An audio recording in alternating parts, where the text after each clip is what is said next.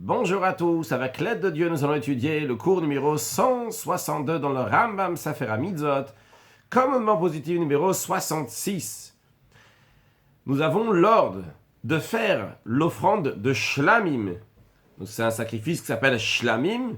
En vérité, c'est une catégorie de sacrifice qui s'appelle Shlamim, qui est un langage de Shalom, de paix. Eh bien, il faut le faire comme la loi, comme les règles qui sont prescrites dans la Torah.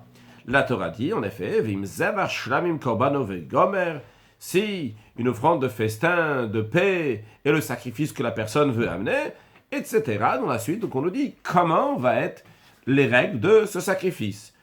D'ailleurs, pour compléter, pour savoir tous les détails comment on va faire, plus tard la Torah dit, Vezot Torah zevach shlamim, voici les règles du sacrifice, l'offrande de festin, de paix, etc.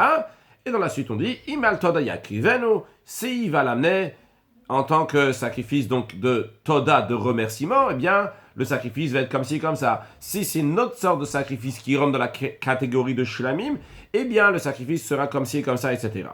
Maintenant, le Ram nous dit ces quatre actions-là. Alors que le Ram parle de ces quatre actions-là, le Ram parle donc de cette mitzvah 66 qu'on est en train d'apprendre, la précédente 65, la 64 et la 63, dans lesquelles nous avons appris donc ces quatre choses, c'est-à-dire comment faire le sacrifice de Ola, l'Holocauste, comment faire le sacrifice de Khatat, donc le sacrifice de faute expiatoire, le Hacham, troisième, donc le sacrifice délictif, et le quatrième que nous sommes en train d'apprendre maintenant dans la loi 66, le Shlamim.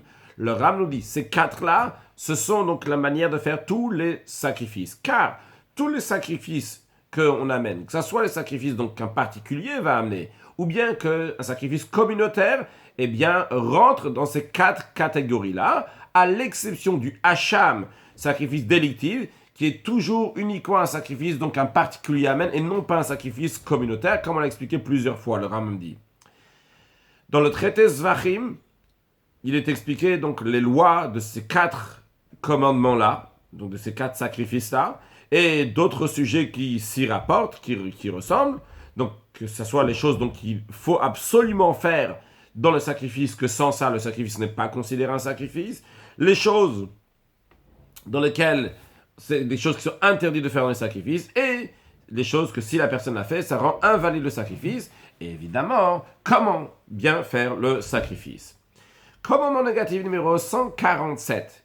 Il est interdit de manger de la viande des kochim kalim, d'une sainteté inférieure qu'on a appris dans le cours précédent. Donc il y a différentes sortes de sacrifices. Certains qui sont des koche kodashim, donc une grande sainteté, et certains qui sont donc qu'on appelle kochim kalim, d'une sainteté qui est inférieure, qui peut être mangé dans toute la ville de Yerushalayim, mais qui peut être mangé aussi bien par les hommes kohanim et les femmes qui sont Kohen.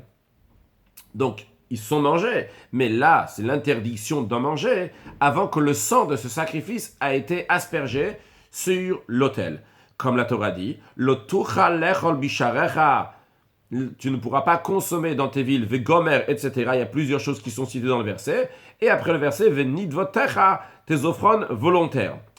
Alors, le Rambam nous dit, c'est comme si la Torah avait dit, tu ne pourras pas consommer dans ta ville les offrandes volontaires. Mais qui dit maintenant qu'il s'agit des kochim kalim, de ces sacrifices qui sont d'une sainteté inférieure avant qu'on asperge le sang? Le Rambam dit en effet, ça c'est en tradition qu'on a, que le verset, comme il est écrit dans le Sifri, c'est en tradition, que le verset vient nous enseigner uniquement en ce qui concerne le sacrifice de Toda, le sacrifice de remerciement, qui rentre dans la catégorie des sacrifices de kochim kalim d'une sainteté qui est inférieure. Les sacrifices de Shlamim qui rentrent aussi dans la catégorie de Kochim Kalim, que si quelqu'un, le Kohen les a mangés avant que le sang ait été aspergé, il transgresse un commandement négatif. Et dans ces cas-là, Chas de Shalom, s'il a fait, eh bien, il reçoit Malkou de 39 coups de bastonnade. Commandement positif numéro 67. L'ordre qui nous a été enjoint de faire la mincha. La mincha, c'est un sacrifice d'oblation, donc une offrande de farine, donc de la faire de la manière comme la Torah nous dit, dans chaque catégorie de mincha, parce que dans ces oblations, donc avec la farine, il y a plusieurs sortes, eh bien, il faut le faire comme la Torah dit. En effet, la Torah dit, V'nefesh ki takriv korban mincha la'Hashem. Une âme, c'est-à-dire un homme, lorsqu'il va offrir une offrande de farine à Dieu, vegomer, etc., Dans la suite, on nous dit il y a plusieurs catégories. Si ça va être une oblation donc, qui est faite sur la poêle, alors à ce moment-là, le sacrifice va être d'une telle et telle manière, cette oblation. Et après, il est dit plus tard que si c'est fait dans une poêle qui est creuse, alors c'est différent. Et dans la suite, il dit en complément, il dit voici donc les règles de l'oblation, etc. Donc, en tous les cas, chaque catégorie d'oblation doit être faite comme la Torah le prescrit. Les lois de ces commandements-là, avec ces nombreux aspects, sont expliqués dans le traité qui est spécifié pour la mincha, les oblations. Il s'appelle le traité de Menachot. Commandement négatif numéro 102.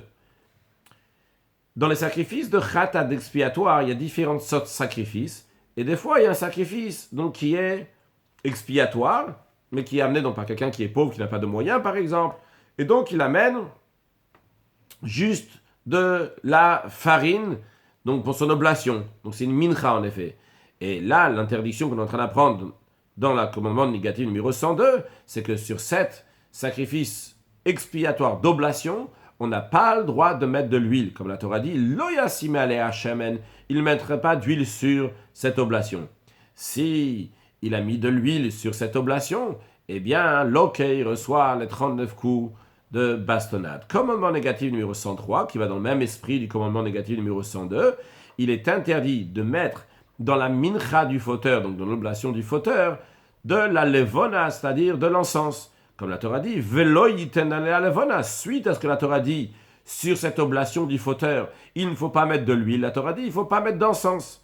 Celui qui a mis des encens sur cette oblation, l'okei reçoit les 39 coups de bastonnade.